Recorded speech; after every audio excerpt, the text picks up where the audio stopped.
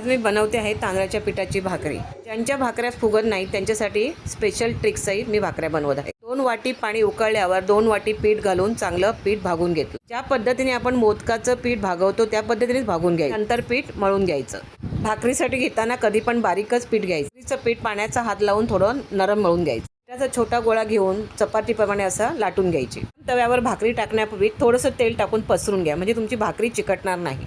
भिडायला लावतो त्याप्रमाणे तेल लावून घ्या। भाकरी टाकायची आणि भाकरीला पूर्ण पाणी लावून घ्यायचं। भाकरी थोडी जाडच लाटा, म्हणजे तुम्हाला असं पाणी लावताना भाजणार नाही। भाकरीला लावलेलं पाणी सुकल्यावर भाकरी अलगद सुटणार, ती परतून घ्यायची। ॲक्च्युली अशी भाकरी पलटल्यावर लगेच फुगणार, पण जरी तुमच्या भाकऱ्या फुगत नसतील तर अशा कपड्याने चपातीसारखं शेकून घ्या आणि भाकरी पलटी करा, तुमची भाकरी व्यवस्थित फुगेल।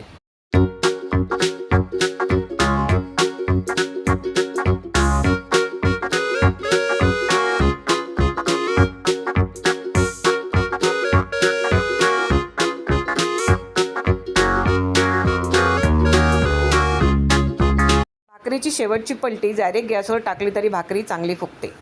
धन्यवाद।